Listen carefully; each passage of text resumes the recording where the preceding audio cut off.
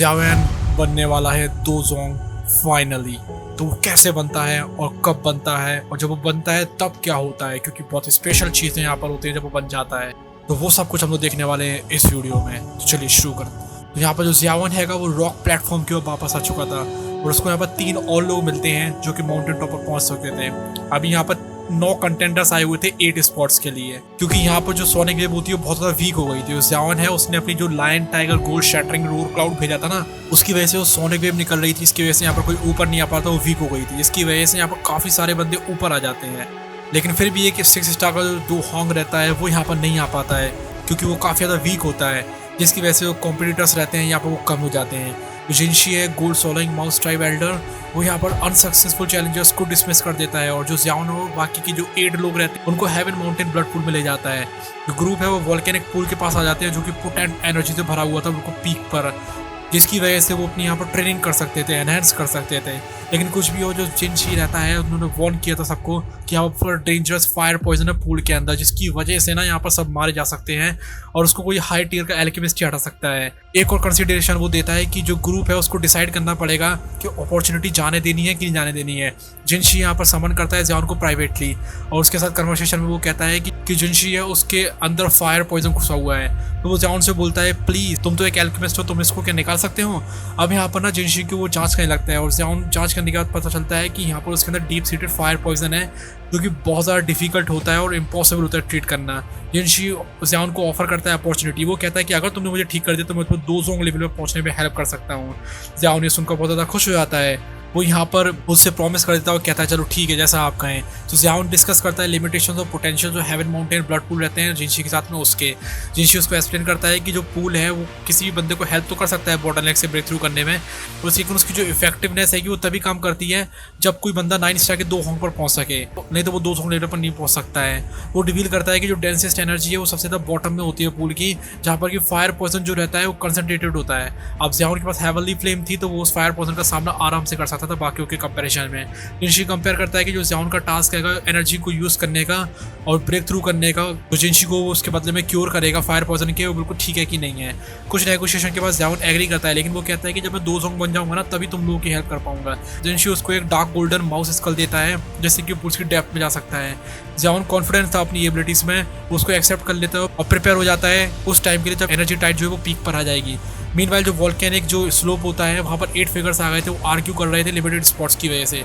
अब वहाँ पर 8 स्पॉट्स थे लेकिन 9 लोग आ गए थे, इसलिए किसी न किसी एक को तो निकालना ही था। इसलिए जो व्हाइट क्लॉथ मैन होता है वो सजेस्ट करता है कि नाला नियनर सबसे ज़्यादा कमज़ोर है, इसलिए उसको यहाँ से निकाल देना चाहिए। नाला नियनर रेसिस्ट करती है लेकिन वो बंदा तो मान ही नहीं रहा था, इसलिए वहाँ पर एकदम से ज़ियावेन आ जाता है जो कि इंटरवीन कर देता है।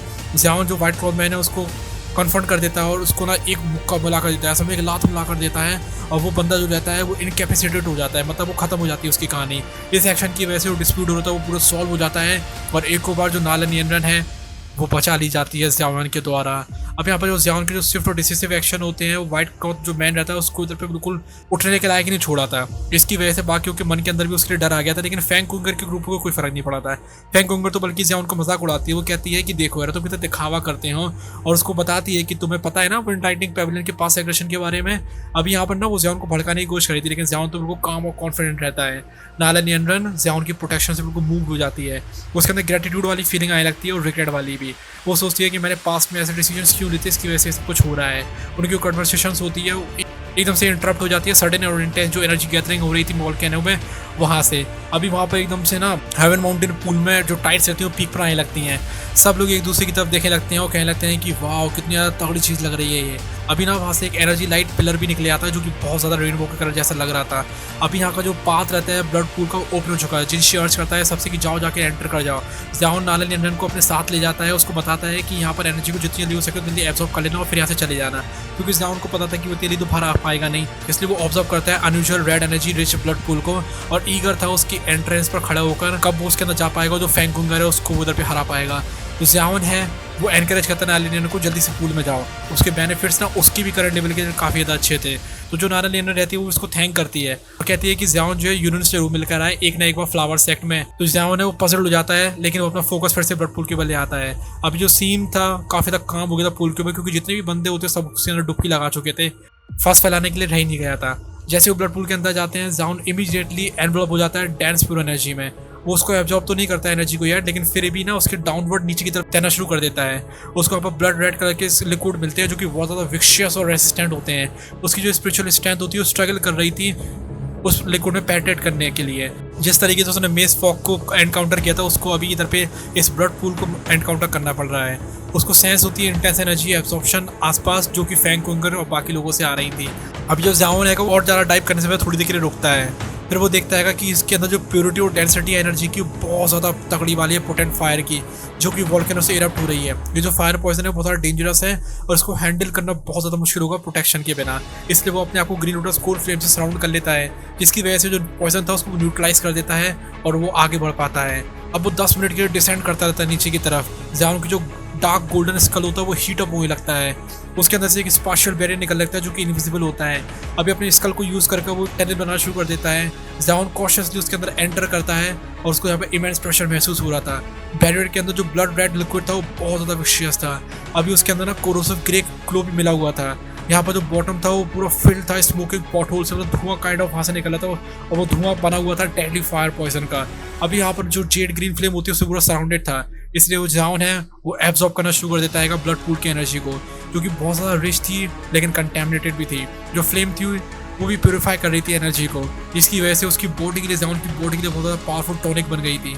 अभी जैसे जैसे यहाँ पर वो लोग नीचे की तरफ जाते जा रहे थे, जान को ऐसा महसूस होता है जैसे कि वहाँ के लिए उसकी जो नसें हैं, उसकी जो हड्डियाँ हैं, उसकी जो सेल्स हैं वो भी स्ट्रेंथन होते जा रहे हैं। जान की जो पूरी बॉडी होती है वो ब्लड रेड कलर की हो गई थी जब वो उस एनर्जी को एब्सॉर्ब करता है, जिसकी एक फेंट लाइफ फोर्स थी, जिसकी वजह से उसकी जो वाइटलिटी रहती है काफ़ी ज़्यादा इंक्रीज हो जाती है। उसको रियलाइज़ होता है कि जो एनवायरनमेंट है वो परफेक्ट है उसके लिए, जिसकी वजह से अपने आप को फ्लेम से प्रोटेक्ट कर सकता है। जो एब्सॉर्ब एनर्जी होती है कि उसकी वजह से उसकी कल्टिवेशन बहुत स्पीड बढ़ने लगती है और उसको कॉन्फिडेंस फील हो रहा था यहाँ पर कि वो जो इस द होंग का जो बैरियर है ना, जिसकी वजह से वो दो जोंग पर नहीं जा पा रहा है, उसको ब्रेक थ्रू आराम से कर लेगा। लेकिन उसके लिए काफ़ी ज़्यादा टाइम की ज़रूरत थी और काफ़ी ज़्यादा एनर्जी भी चाहिए थी। अभी वो नीचे बैठे हुआ था ब्लड पूल के और जान फोकस कर रहा था एनर्जी को एब्जॉर्ब करने में। उसका जो ऑरा था वो धीमे धीमे करके बढ़ता जा रहा था। जो प्रोसेस थी वो स्लो थी, लेकिन फिर भी जो एब्जॉर्प्शन था, जो प्रोटेक्शन था ना जेड ग्रीन फ्लेम से, वो इंश्योर कर रहा था कि उसकी जो प्रोग्रेस है कि वो स्टडी होती रहे और वो दो जोंग लेवल पर पहुंच जाए। जो आइसोलेटेड एनवायरनमेंट होता है जहाँ पर कोई भी नहीं था उसके अलावा उस डीप वाली जगह पर, उसकी वजह से वो पूरा फोकस दे पा रहा था कल्टिवेशन पर और ब्रेक थ्रू करना ज़्यादा टाइम की बात नहीं बची थी। अभी यहाँ पर पूरा बिल्कुल सन्नाटा छाया हुआ था और यहाँ पर पूरा अंधेरा भी था इस रेड बॉटम में ब्लड पूल के। जान बिल्कुल पालती मर कर बैठा हुआ था और अपनी ट्रेनिंग में बिल्कुल इमर्स था। उसके आसपास ग्रीन को लोटस फ्लेम होती है, वो उसको प्रोटेक्ट कर रही होती है, वो एब्जॉर्ब कर रहा होता है डेंस पोटेंट एनर्जी को अपने आसपास। उसकी जो बॉडी होती है उसको वो सेलुलर लेवल पर डिफाइन कर रहा होता है। अब 2 दिन तक वो ऐसी ट्रेनिंग करता रहता है। उसकी बॉडी जो कि डार्क रेड ब्लड एनर्जी में कवर थी वो सैवेज फिगर जैसी लग रही थी। ऐसा लगता कोई मॉन्स्टर खड़ा होगा, क्योंकि वो हो ही गया था पूरे रेड कलर का। जैसे मान के लोग कोई मॉन्स्टर हो वो बाहर निकलेगा, सबको तबाह कर देगा। अब यहाँ पर जो ट्रांसफॉर्मेशन था उसको देखते हुए भी जाउन हैरान नहीं होता है। वो अपने आप को फोकस रखता है, उसको कोई परवाह नहीं थी कि उसका कैसा ट्रांसफॉर्मेशन हो रहा है। उसको पता था कि जो एनर्जी है इधर पे ब्लड पूल में बहुत ज़्यादा क्रूशल है दो होंग क्लास के ऊपर जाने के लिए, यानी कि 2 जोंग में जाने के लिए। हालांकि यहाँ पर टाइम की बहुत जरूरत थी।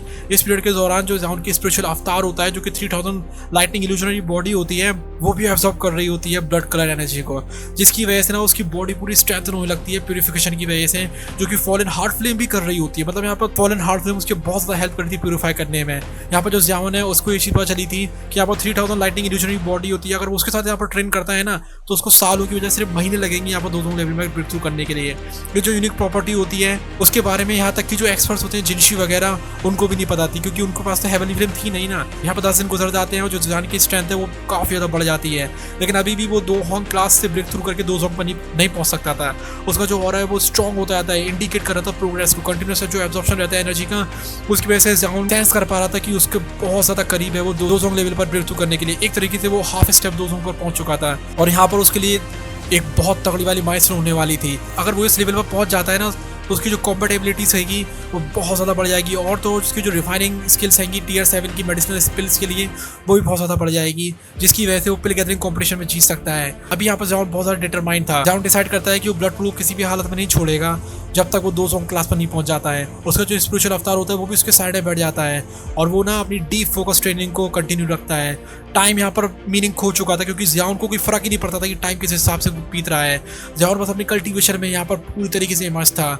जो क्वाइट जो डार्क रेड वर्ल्ड था ना उसके आसपास जिसमें कि कुछ भी नहीं दिख रहा था वो अनडिस्टर्ब था, और वो उस मोमेंट का इंतजार कर रहा था जब यहाँ पर उसका ट्रांसफॉर्मेशन होगा और वो दो जोंग लेवल पर यहाँ पर ब्रेक थ्रू कर जाएगा। अब यहाँ पर दोनों के दोनों जो एल्डर्स होते हैं, जिनशी और जिनगू, वो एंशियसली वॉच कर रहे थे वोल्केनो के माउथ को, जहाँ पर कि ज़ियाओन ट्रेन कर रहा था पूरे 2.5 महीने से। अभी जो पूल था जो कि पहले कभी पोटेंट एनर्जी से भरा हुआ था, वो ऐसा लग रहा था इसी महीने को खाली हो गया हो। उनको बहुत ज़्यादा चिंता थी ज़ियाओन के प्रोलॉन्ग स्टे की वजह से, क्योंकि वहाँ पर डेंजरस फायर पॉइजन रहेगा नीचे। इसकी वजह से ज़ियाओन वो सोच रहे थे कि मर तो नहीं गया है कहीं। इस टाइम के दौरान जो बाकी कल्टिवेटर्स होते हैं जैसे कि फैंग जो नालन यनन होते हैं, वो तो यहाँ से जा चुके थे। उन्होंने बस थोड़े टाइम के लिए पूल को इस्तेमाल किया था और उसकी एनर्जी की वजह से उनको काफ़ी ज़्यादा फायदा हुआ था। ज़ियाओन की जो एब्सेंस रहती है और जो शैलो ब्लड पूल होता है, जो कि जिनशी को मजबूर कर रहा था कि वो नीचे जाए और इन्वेस्टिगेट करे कि भैया नीचे चल क्या रहा है, भले ही उसमें रिस्क बहुत ज़्यादा था। अब वो यहाँ पर ना डिस्कस करने लगते हैं, तभी यहाँ पर एक पावरफुल सर्ज आती है नेचुरल एनर्जी की, जो कि ना उस पूरे पूल में कन्वर्ट होने लगती है। वहाँ पर एक वर्लपूल बन जाता है, साइक्लोन काइंड ऑफ बन जाता है, जिसको जिनशी पहचान जाता है और कहता है ये तो ज़ियाओन की डूइंग है। और वो समझ जाता है कि वो ब्रेक थ्रू कर चुका है 200 क्लास में। ये जो इमेंस एनर्जी होती है एब्जॉर्प्शन की वजह से, उससे बहुत ज़्यादा स्पेक्टेकुलर सीन बन गया था। इसकी वजह से वो गोल्ड सोलोइंग माउस टाइप था और जो अदर एक्सपर्ट्स थे 500 किलोमीटर के रेडियस में, वो भी यहाँ पर बाहर आ चुके थे। जो नेचुरल जो एनर्जी की फ्लक्चुएशंस थे वो बहुत ज़्यादा इंटेंसीफाई होते जा रहे थे, जिसकी वजह से जो हेवन आई माउंटेन है वो वॉलेट स्टॉर्म में तब्दील होता जा रहा था कलरफुल एनर्जी के। यहाँ पर डार्क क्लाउड्स गैदर हो जाते हैं और जो माउंटेन है वो बहुत ज़्यादा ट्रैम्बल करने लगता है। जिस टाइम यहाँ पर ज़ियाओन ने ब्रेक थ्रू किया था और वो क्लाइमैक्स पर पहुंच जाता है, एक मैसिव जो वाटर पिलर होता है वो इरप्ट हो जाता है पूल में से, जिसके बाद एक क्रेन जैसी आवाज़ आती है जो कि पूरे के पूरे माउंटेन रेंज को हिला देती है। और यहाँ पर एक बहुत भयानक वाला माउंटेन में क्रैक बन जाता है। पानी के बीच में से जो कि पूरा लाल रंग का था, ज़ियाओन निकलता है और वो कॉन्फिडेंटली मिड एयर में खड़ा हुआ था और उसके अंदर से एक बहुत ज़्यादा पावरफुल ऑरा निकल रहा था, जो कि मार्क कर रहा था उसकी अचीवमेंट को 200 क्लास पर। ये जो ऑरा था इतना ज़्यादा स्ट्रॉन्ग था जितना कि 200 लेवल का बंदा होता है। इसकी वजह से अब यहाँ पर उसको सारे लोग रिस्पेक्ट देने वाले थे और जो बाकी के बंदे हैं वो उससे जलने वाले थे अब, क्योंकि वो भी सोचते हैं काश मैं भी इस लेवल पर पहुँच सकूँ, क्योंकि 200 लेवल एक पावरफुल चीज़ होती है पूरे डार्क कॉन्टिनेंट में। तो यहाँ पर ज़ियाओन को सक्सेस मिल चुकी थी, जो कि हेवन माउंटेन ब्लड पूल की वजह से मिली थी। इसका मतलब है कि फाइनली ज़ियाओन पहुंच चुका है 200 लेवल पर। तो गाइस इस वाली वीडियो में बस इतना ही। अगर आप लोगों ने अभी तक हमारा टेलीग्राम ग्रुप ज्वाइन नहीं किया है तो आप लोग हमारा ज्वाइन कर सकते हैं, क्योंकि वहाँ पर हम लोग काफ़ी सारी बातें करते हैं डोंगो वगैरह से रिलेटेड। और अगर आप लोगों को माइक हेडफोन्स वगैरह खरीदना है तो डिस्क्रिप्शन में लिंक देकर हमने रखा हुआ है, वहाँ से आप लोग खरीद सकते हैं। वो माइक और हेडफोन्स वगैरह को हम खुद इस्तेमाल करते हैं, वो थोड़े सस्ते हैं लेकिन काफ़ी अच्छे हैं, हमने काफ़ी रिसर्च करी थी। और अगर आप लोगों ने अभी तक हमारे चैनल की मेंबरशिप नहीं ली है तो आप लोग ले सकते हैं, उससे बहुत ज़्यादा सपोर्ट मिलता है, क्योंकि ऐसी वीडियोस में बनाने में लगती है बहुत ज़्यादा मेहनत। और तो आप लोगों को वीडियोज़ की अर्ली एक्सेस मिल जाती है और मेंबर्स ओनली वीडियोज़ का भी आपको एक्सेस मिल जाती है। तो यार guys, thank you so much for watching this video.